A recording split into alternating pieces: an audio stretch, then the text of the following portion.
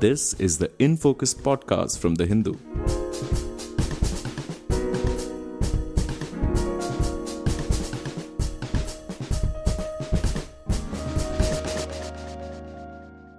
Hello, this is In Focus and I am Anupama Chandrasekhar. The Asia Cup is not just a tournament, it's 8 nations, India, Pakistan, Sri Lanka, Bangladesh, Afghanistan, Oman, Hong Kong and UAE, carrying old rivalries and fresh ambitions into one arena. This year, India did something rare. They didn't lose a single match. The headlines were stolen not by veterans but by youngsters. Abhishek Sharma, who piled up runs at the top, and Tilak Verma, whose composure in the final gave him the spotlight. Behind them, spinners like Kuldeep Yadav, Varun Chakravarti and Akshar Patel dismantled Pakistan's batting and reminded us why bowling often decides big matches. And bang! It's over. It's India who win the Asia Cup for the 9th time. It's been a thrilling final. India claimed a record 9th title, but instead of lifting the silverware, they posed with an imaginary trophy. That night, cricket triumphed, and yet politics once again refused to leave the stage. To help us make sense of all of this, I'm joined by the Hindu's sports editor, KC Vijaya Kumar, who has covered cricket's beauty and its burdens for decades. Welcome, Vijay, to In Focus. Thank you, Anupama. Vijay, the Asia Cup brought together 8 nations. India stood apart, unbeaten, dominant, and also powered by fresh faces. For listeners who might not follow every ball, what did this campaign reveal about India's cricketing depth and the cultural weight that the Asia Cup carries? Well, India stepped into the UAE with a very young side, and then obviously Surya Kumar Yadav was the T20 captain. I mean, the team doesn't have Rohit Sharma or Virat Kohli anymore, nor is Ravindra Jadeja part of the system because all three of them have retired after winning the last T20 World Cup. So it's a very young team, and it revealed a hell of a lot of depth in the way they performed. And they kept finding fresh heroes, I mean, even in the final when it was kind of a sticky spot, but they still found fresh heroes and then they kind of coast through. I mean, the campaign was very consistent and it wasn't just dependent on a few individuals. I mean, they just kept finding men along the way. I mean, and that was incredible. 2 names, of course, stood out in this, unbeaten run. Abhishek Sharma with his runs in total and Tilak Verma, for his kind of demeanor and his performance in the finals. For a side so often defined by its stars, what does it mean when youngsters like them, and like you said, there were many like them, seize the spotlight on such a charged stage? And we'll come to the definition of a charged stage in a bit, but yeah, I mean, what did it mean? Well, it's a reflection of, the conveyor belt of talent in India, in Indian cricket. I mean, it just shows that the conveyor belt is moving smooth. I mean, India's got a very good robust first-class cricket, which also feeds talent into the Indian Premier League. And all these guys, I mean, the youngsters, they're exposed to high-pressure games in the Indian Premier League. Packed stadiums, live telecasts, rubbing shoulders with international legends. Insane pressure. I mean, almost every other IPL game goes to the last over and the last ball. So it kind of makes them immune to pressure at some level at the larger stage. And they're not overawed by the situation. And they kind of believe that they can do it, that they can probably hit the first ball of the match for a 6 and equally hit the last ball of the match for a 6. I mean, that kind of self-belief is stirring to watch. I mean, and that's been the tale of a lot of young talented players who are coming into within the Indian ranks because they kind of rub shoulders not only with the Indian legends, like, say, a Kohli or a Rohit. They also rub shoulders with other foreign stars. And it kind of builds a system in which, they believe that they can, break a target into smaller portions. And, it's not like 200 runs in 20 overs. It's like, okay, fine, it's 10 runs per over. I mean, they kind of simplify it that way. And they say, okay, how do we get this 10 runs in an over? And they're pretty sorted in their heads in terms of cricket. Pressure really doesn't get to them. And because they're exposed to packed stadiums in the IPL, not necessarily the Ranji Trophy, but in the IPL, packed stadiums, pressure from franchise owners, pressure from, the fans, they kind of acclimatize themselves quicker to international cricket. I think that really helps. I mean, of course, the finals was quite a stellar kind of a match in a sense. Pakistan was strong at 113 for just one wicket, right? Initially. And then when India started batting, we were 20 for 3. And then, of course, when Pakistan was strong at 113 for 1, Kuldeep, Varun and Aksar really kind of sparked a collapse over there. And of course, on our batting side, Tilak Verma, despite all the wickets we lost very quickly, Tilak Verma actually kind of showed up and did his, with partnerships, right? Did really well. Just playing around with the bowler, and that's Tilak Verma's 50. Did that ebb and flow feel like cricket at its purest, even though politics kind of loomed in the background? Yeah, Anupama, the thing about any big ticket final is this: the pressure is a different beast in the final, because you just know it's a knockout. I mean, you either win the trophy or you just head back home with the runners-up medal, right? And it does strange things to you. I mean, even though you're a battle-hardened veteran, sorry for using military terms here, but the pressure is really, insane. And then if you remember the 2023 World Cup final in Ahmedabad, India was Australia. India was the form team. India was invincible. India was defeating everyone, and then they just cruised into the final, right? And then, I mean, things went haywire in the final. I mean, the finals do strange things to teams. Even the most strongest units, the most talented units, sometimes they falter in finals. I mean, I think that's what we saw in this particular match, because Pakistan got off to a rousing start. I mean, they should have probably been looking at 200 plus, with the kind of start they had. I mean, if you're 84 for 1 and 9.4, you should ideally kick on and then get to about 200 plus in 20 overs. I mean, they didn't. They faltered. And then all it needs is a couple of wickets. And I think the servers in Dubai and the UAE, under warm, dry West Asian skies, the pitches are dry and abrasive. The spinners get a bit of grip and turn. And I thought the spinners did really well. Kuldeep and Aksar and Varun, they tightened the screws on the Pakistanis.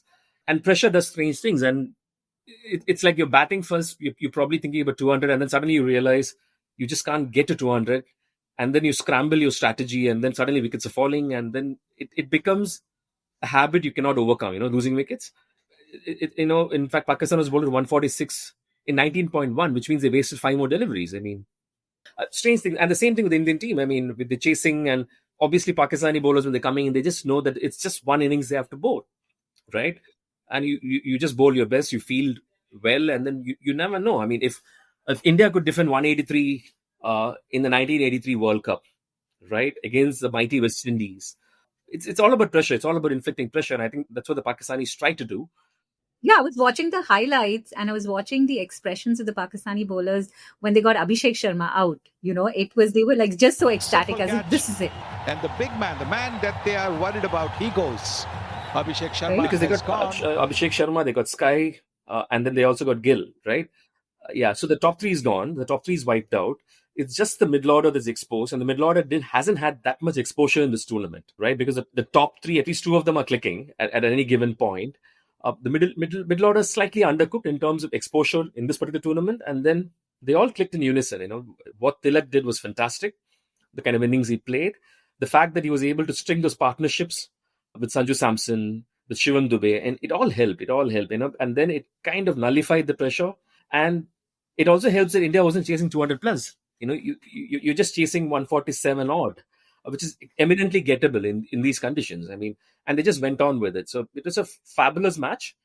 It had the ebbs and pressures. It wasn't one-sided at all. No way. I mean, it probably, if I can stick my neck out and say, I think it's a match that Pakistan lost, more than India winning it. I mean, they could have scored 200 plus. They didn't.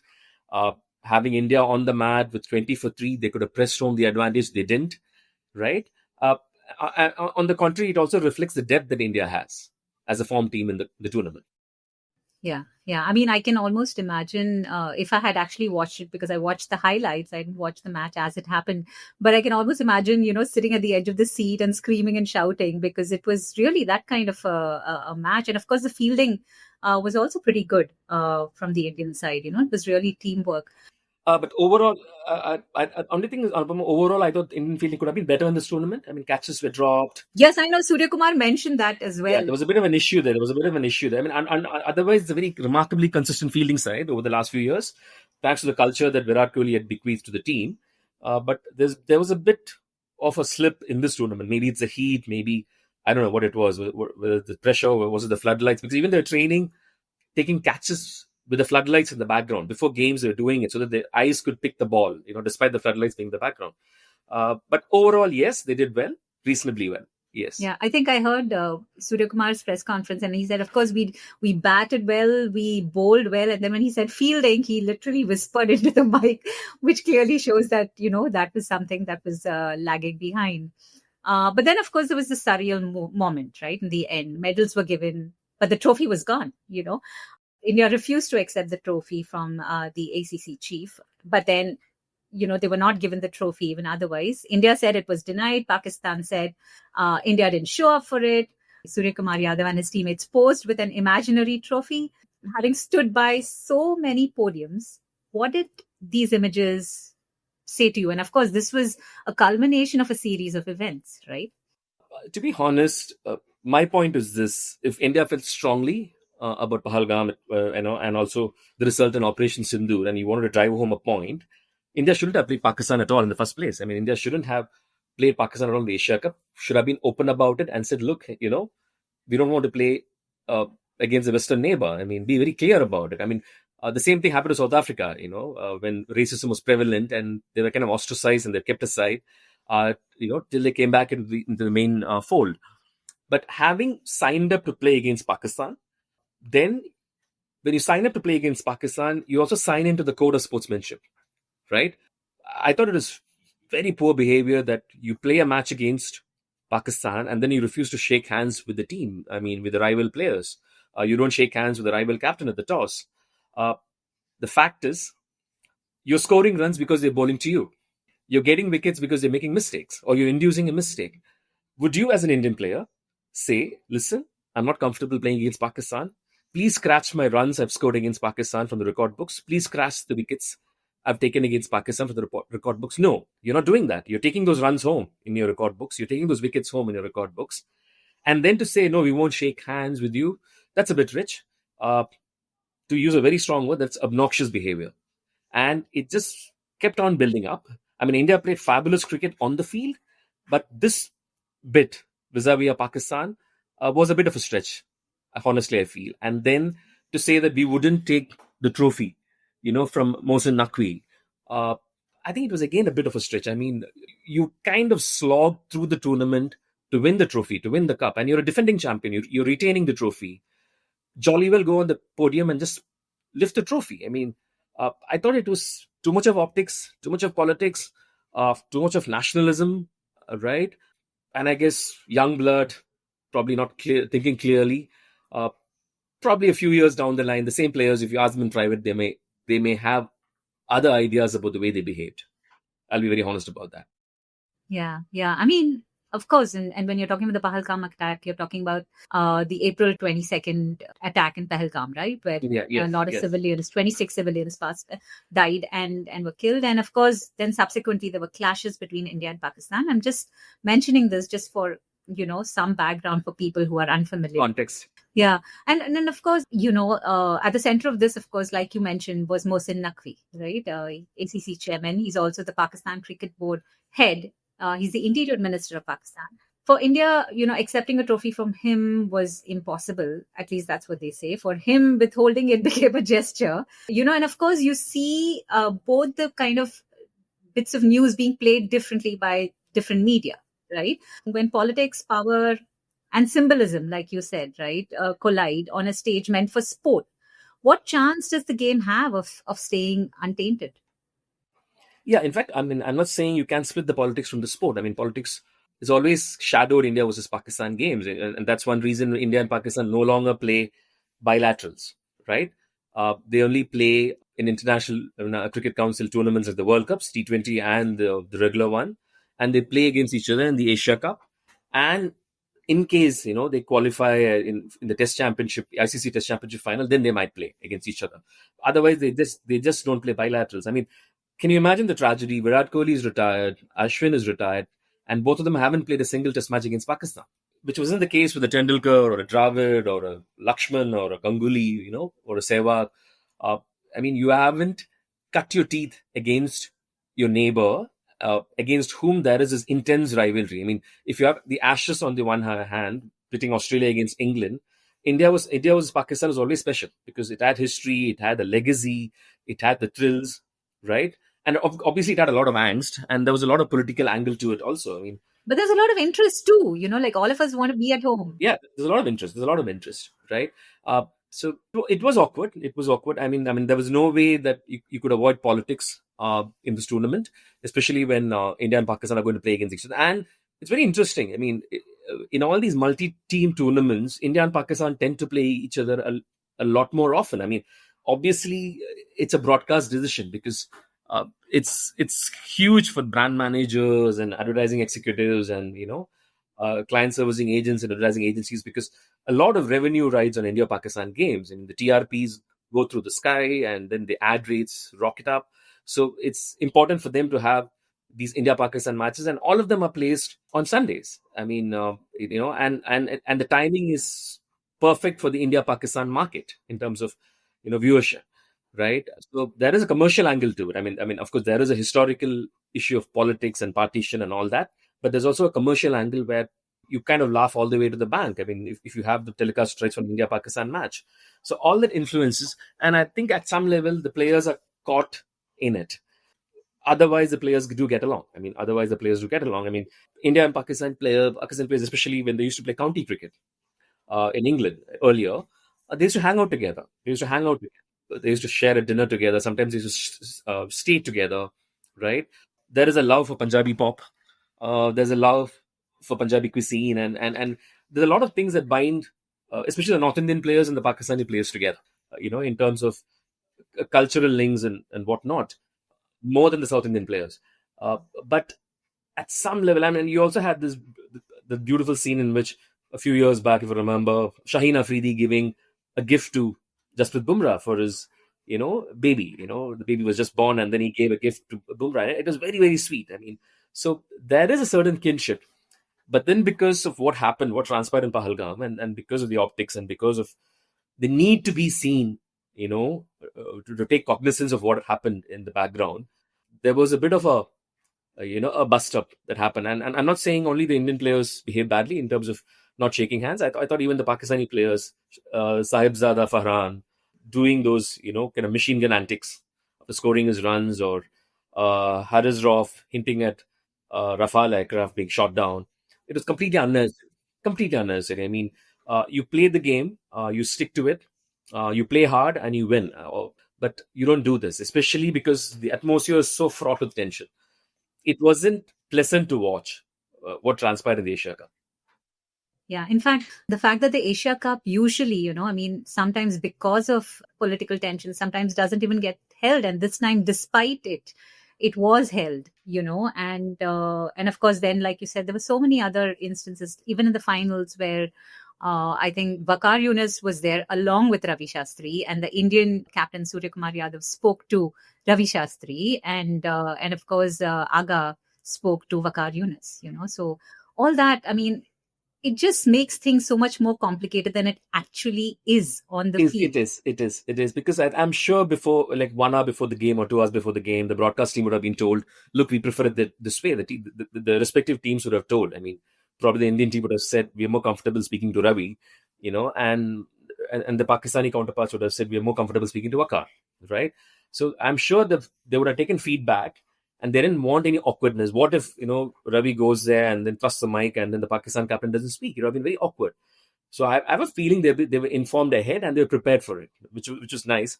But it also shows what happens off the field, this kind of, because India does something, Pakistan feels an obligation to do something to counter it. And because Pakistan does something, India feels the obligation to do something else. It's a kind of spiral, it's a kind of vicious cycle. And it got worse through the tournament. It just got worse through the tournament. Yeah. And when you spoke about Indian and Pakistani players in county cricket and the camaraderie they enjoy, I was actually reminded of even what we see between Neeraj Chopra and Arshad Nadeem, right? Javelin throwers. And both of them have a kind of a certain bond, which again gets thrown into the spotlight for the wrong reasons. Yes, exactly. And there is also this diaspora issue, right? I mean, you go to the UK, you go to Australia. I mean, there's so many Indians and Pakistanis, and I've been to grounds in both both in England and Australia, where I've seen Pakistani fans kind of queuing up just to watch Virat Kohli bat because he's got a massive fan following in Pakistan, right? So they were extremely fond of him, and they come and and watch him play, train at the nets, and they turn up at games. I mean, obviously, if India is playing Pakistan, they root for Pakistan. But if India is playing some other team, there's a root for especially Kohli and in the Indian team. I mean, so there is that certain kinship. I mean, and all I'm saying is the man on the street doesn't have any issues as such. I mean, there are issues at the political level, at the military level, militancy, terrorism. I agree on all those points. But at the local, at the street level, I mean, I've been to Karachi in 2008 for the Asia Cup, and India lost the final to Sri Lanka. And the man on the street is extremely warm. I mean, the moment they kind of realize you've come from India, the perception is that you come from the motherland, right? They look at you as someone who's come from the motherland, and then they're extremely kind. They wouldn't, if you buy something, they would refuse to take money. You kind of virtually have to force them to accept the money. And they went out of the way. I mean, right? So there are so many layers to it. I mean, there are so many layers to it. And I think that nuance is lost because I think even we in the media, especially electronic media, I mean, we are guilty about kind of splitting it into black and white. I mean, there is no gray, there is no nuance. It's and also it's very clickbaity, right? Like, yeah, it's clickbaity, extremely clickbaity. I mean, even the fact that again in the press conferences, both the captains saying for different reasons that they have never seen this happen in cricket before. I think this is one thing which I have never seen since I started playing cricket, since I started following cricket. मतलब आज तक अपनी life में देखा ही नहीं ऐसे ना TV पर ना कभी किसी गेम में ये जो अभी इस टूर्नामेंट में गेम के साथ हुआ, I don't know कि कहाँ जाके स्टॉप हो गई हैं चीजें, मुझे नहीं सब पता. Surya Kumar donating his match fees to the armed forces, and then Salman Ali Agha saying that Pakistani players are giving it to civilians affected by the airstrikes.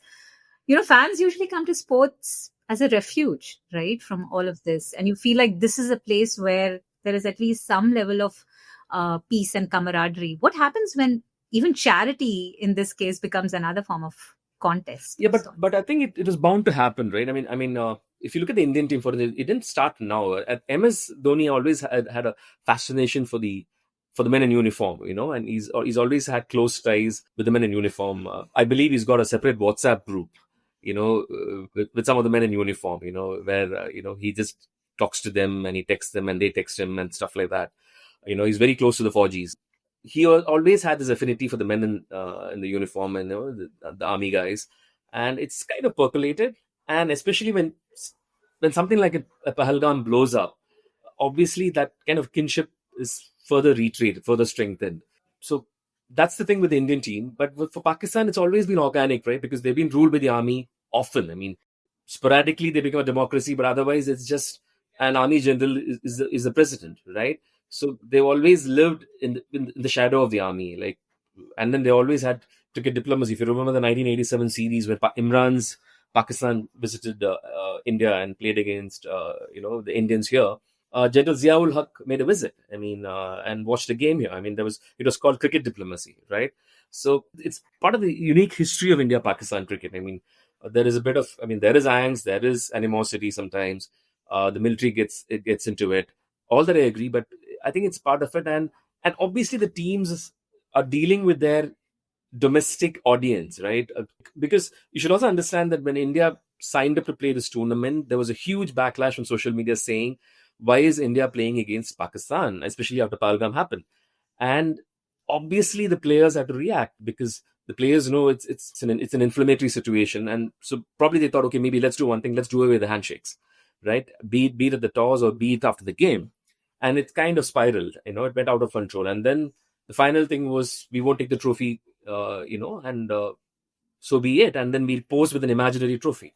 They also scared of a huge backlash on social media. I mean, at the end of the day, it is not the BCCI or the Indian team that decides to play against Pakistan. It's a government decision. It's a government, whichever party is at the helm. It's a government that decides, India can play Pakistan now, or whatever, right? It's a bureaucratic decision, it's a political decision.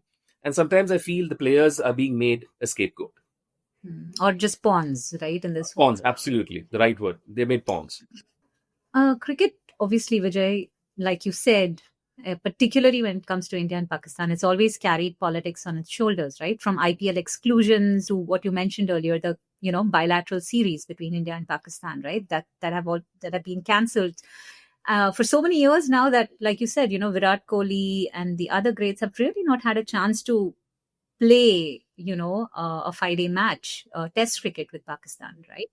Do you see Asia Cup 2025 as just another chapter in that lineage, or as something very unique that has happened at this time, at this point of time? Yeah, I just hope we haven't got to a point of no return vis-a-vis India-Pakistan cricketing relationship, I'm saying. Forget the political and the historical equations. But as cricketing rivals, I think India and Pakistan have a lot to offer to the cricketing world. I mean, it's a very unique brand of cricket they play. They play with a lot of heart. There's a lot of Oriental flair, right? I mean, and both countries have a legacy of legendary players. You have a Tendulkar here, you have Akram there. You have some, enormously gifted players on both sides of the border. And if India-Pakistan is just going to be restricted to the odd ODI or a T20 in an ICC or an ACC tournament, it's a massive loss to the game. And I hope the wounds of this Asia Cup, I mean, we are talking more about what happened off the field than the fact that India actually won the Asia Cup, right? I mean, that's died down. And everyone is talking about the politics around the tournament. And if it has come to this kind of a level, I'm wondering how the players can pull back and say, you know what? Can we go back to those good old days when we just played hard? We tried hard to win for our respective countries. But at the end of the day, we met, we shook hands, and then, we split a dal and a roti and some chicken curry on the side, right? I don't know whether we can get back to those days, which, I mean, I was conscious about in the 1990s and even the 1980s. Players used to, in fact, in the 1987, I have an anecdote, the 1987 test in Bangalore, which was Mr. Gavaskar's last test match. India lost the match, obviously, to Pakistan. But, I mean, those days, test matches, you had a rest day concept. And the rest day so happened to be Holi, and the Indians and the Pakistani players were running after each other, throwing color at each other at Taj West End, right? If I remember, I think Ravi was lifted up and thrown into a swimming pool also. So it was that crazy. I mean, and players were trying to run into Imran's room, and then they dragged him out of the room. You may think it's one of those rare blasts from the past, but it did happen. But I don't know whether we'll ever get back those days over again. In Focus will be back soon given the roller coaster that history can be, and the state and time we are in, I really hope that times change and the tides change. But this was wonderful talking to you, Vijay, and thank you so much for sharing all these stories with our listeners. And I hope we can talk once again where we are talking about better times between teams in the subcontinent. Sure, Anupama. Thank you so much. Absolute pleasure. Thank you.